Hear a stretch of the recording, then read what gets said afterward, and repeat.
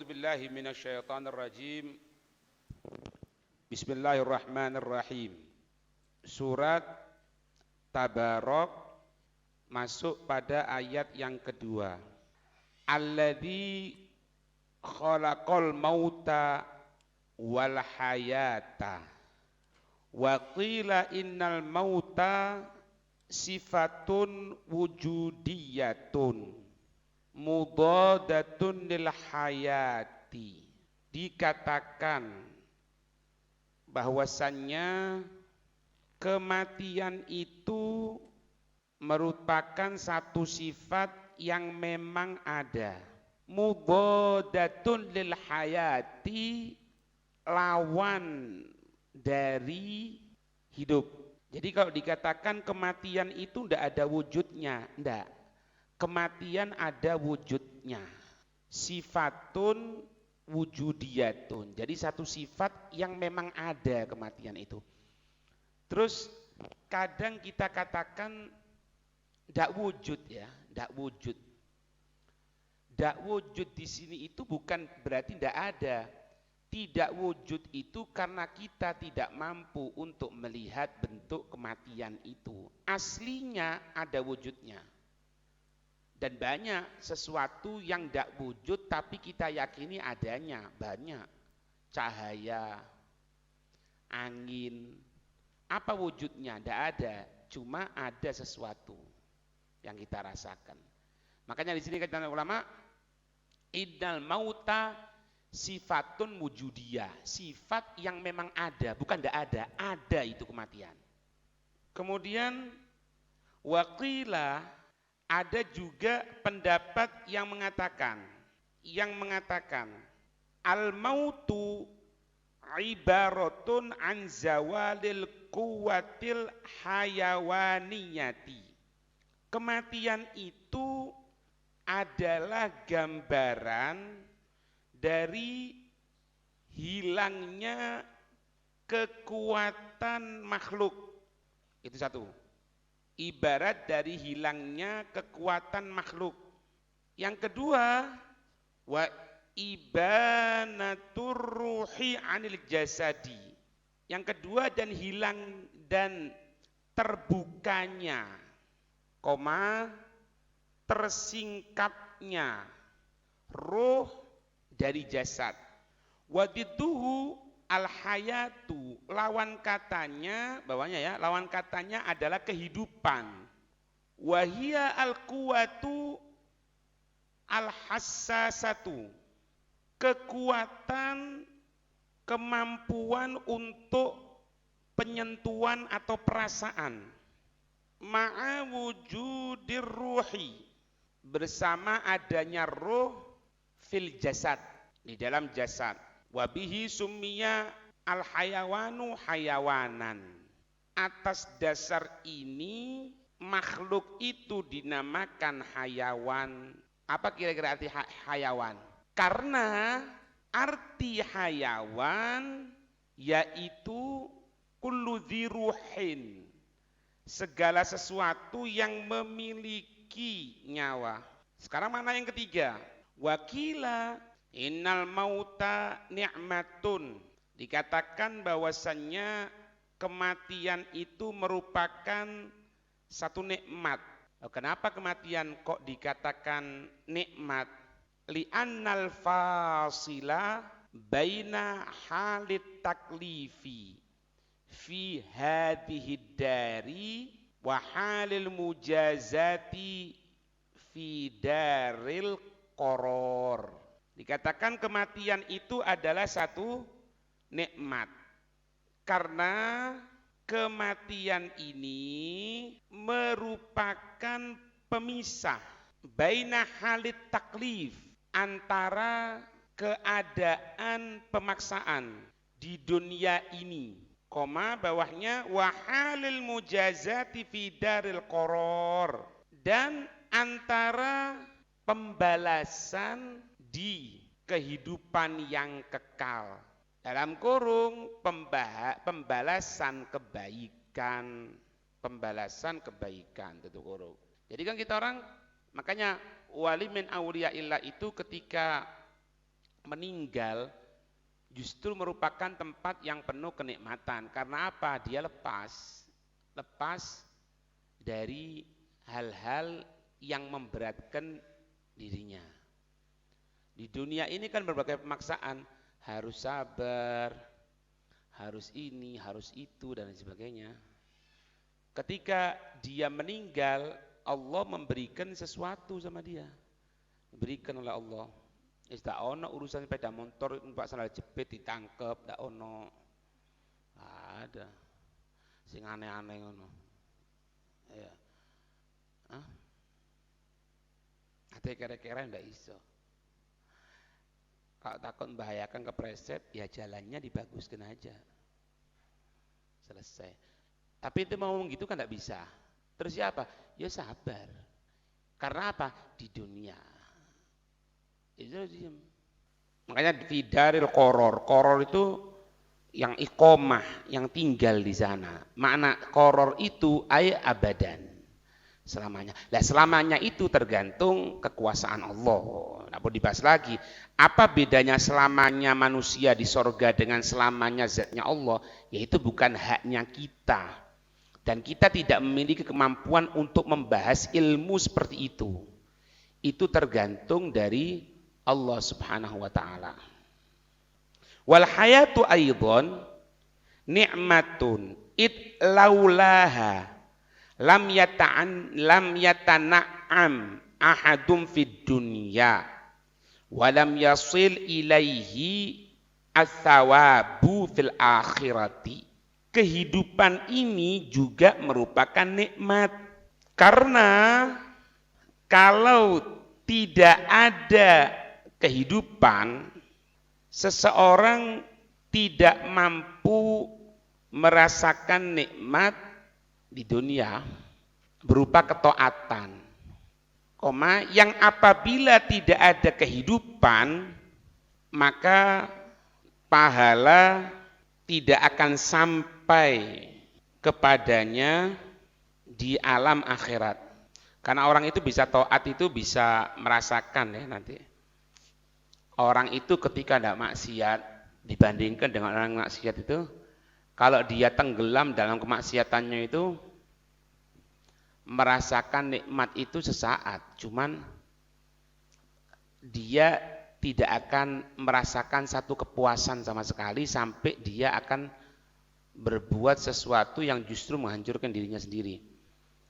Ente lihat kalau orang terlalu kaya tapi dia tidak didasarkan kepada ilmu, tidak didasarkan kepada iman, akhirnya dia bunuh diri.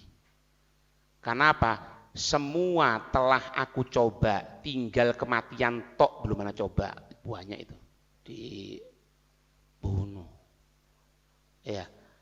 Tapi kalau ibadah kepada Allah itu, orang itu kalau sudah betul-betul merasakan dari cahaya Allah, dia akan merasakan nikmat. Ketika sudah merasakan nikmat, segala kecapean yang ada pada dirinya itu hilang. Sehingga dikatakan sifatnya orang pilihannya Allah itu, dia itu tidak pernah merasa puas dengan perbuatan ketaatan, ingin nambah, sehingga segala bentuk pemaksaan diri itu hilang. Dan ketika dia sudah mencapai tingkat ibadah yang tinggi di hadapan Allah, itu tingkat ibadah tidak akan mampu siapapun meskipun gunung yang besar. Mana ceritanya ada orang bisa sholat 1000 rakaat kalau ada orang pilihannya Allah? Mana ada yang dikatakan bisa hatam Al-Quran tiap harinya kalau bukan orang pilihannya Allah? Kita ngelihat perbuatan seperti itu menganggap sesuatu yang besar, sesuatu yang kita orang tidak akan mampu. Karena apa? Karena kita belum terpilih. Karena kalau kita sudah terpilih, hilang. Makanya diantaranya doanya orang-orang soleh itu mengatakan, ya Allah, berikanlah rasa kepada diriku sebagaimana mereka orang soleh merasakan. Berikanlah rasa kepadaku seperti orang soleh merasakan. Orang soleh nikmat bangun. Kenapa kita tidak nikmat bangun? Ibadah kepada Allah. Ada satu perkataan di sini yang andai gunung pun tidak akan mampu. Allah Haddad mengatakan itu. Allah Haddad mengatakan apa? Al-mu'minul kamil. Al-mu'minul kamil la yada' syai'an yuqarribuhu ilallah. Wa in kana lahu fi tarkihi alfu udrin. Hatta ya'lama anna tarkahu ahabba ilallah min fi'li. Wa hadha qallama yattafiq. Walidzalika tahammalal kummalu min ahlillahi fi fi'lim ma yuqarribuhum ilallah umuran ta'jizu an hamliha aljibalu arrawasi. Dikatakan mukmin yang sempurna itu la yada' syai'an. Duduk. La yada' syai'an. Dia tidak pernah meninggalkan sesuatu pun. Yuqarribuhu ilallah. Yang mampu mendekatkan dirinya kepada Allah. Itu mukmin sempurna itu. Tidak pernah ninggalkan. Wa in kana lahu fi tarkihi alfu udrin. Walaupun andai dia ninggalkan tidak apa-apa. Karena dia memiliki beberapa udur. Kita orang misalnya ya. Kenapa kita orang tidak bisa sholat seperti Imam Ali Zainal Abidin. 1000 rakaat. Al-Faqihul Muqaddam, Rabi'atul Adawiyah. Kan banyak yang sholat 1000 rakaat. Ya kita udur. Kan tidak mungkin kita orang sholat 1000 rakaat. Mereka mukmin sempurna walaupun itu udzur tidak mampu. Mereka ninggalkan kalau apa? Hatta ya'lama, sampai dia mengetahui anna tarkahu ahabba ilallah min fi'li. Sampai dia tahu bahwasanya Allah lebih menyenangi dia ninggalkan. Baru. Wa hadza qallama yattafiq, katanya beliau Haddad, sedikit orang yang sesuai cara pikir seperti ini, sedikit. Jadi kalau misalnya omongan seperti ini tentang biasa, karena sudah disebutkan wa hadza qallama yattafiq, sedikit yang mau nerima omongan seperti ini. Dikatakan apa? Walidzalika tahammalal kummalu min ahlillahi fi fi'lin. Atas dasar ini orang-orang yang sempurna mampu menanggung segala apa? Segala perbuatan ma yuqarribuhum ilallah. Apa-apa yang dekatkan dirinya kepada Allah. Tapi ingat, jangan lupa ini min ahlillah. Kalau sudah masuk dalam lingkup ahlullah, ahlullah ini sudah Allah memberikan keberhakan. Ahlullah. Dia melaksanakan apa? Umuron. Beberapa urusan. Umuron ta'jizu an hamliha aljibal. Gunung-gunung yang besar tidak akan mampu. Kalau misalnya diberi nyawa, tidak akan mampu berbuat seperti mereka. Apa rahasianya? Ahlullah. Ketika mereka telah menjadi orang yang mendapatkan panggilan dari Allah, ahlullah wa khosotuh. Ahlullah wa khosotuh. Paham tidak ini? Jadi hidup ini sebetulnya nikmat. Ente perhatikan apa yang terakhir yang disebutkan. Jadi nikmatnya ini ketika bisa menyampaikan pahala ke akhirat. Nikmatnya orang hidup itu ketika dia punya simpenan untuk akhiratnya kelak. Kalau tidak ada ini, tidak ada nikmatnya dunia. Tidak ada nikmatnya. Dan akan jenuh. Mana ada ceritanya orang jenuh baca Quran kalau sudah dicintai oleh Allah? Kalau orang sudah cinta sama kerjaan, mana ada jenuhnya? Tidak ada. Ya sama. Jadi dunia ini, hidup ini, nikmat ketika kita bisa menyambungkan pahala untuk akhirat. Ada pahala untuk akhirat. Ada Al-Quran, pahala Al-Quran untuk akhirat. Berarti ke sini, siapa? Lihat sini. Jangan mana-mana lihat. Berat ya. Ini, berat ini. Atau mungkin belum pernah ngelihat Mas ya. Paham ya? Kalau dari itu tidak ada. Yang membuat kesumpekan diriku selama 40 tahun yaitu azan subuh. Loh kok iso azan subuh? Kita orang ya sumpek tangi, bukan.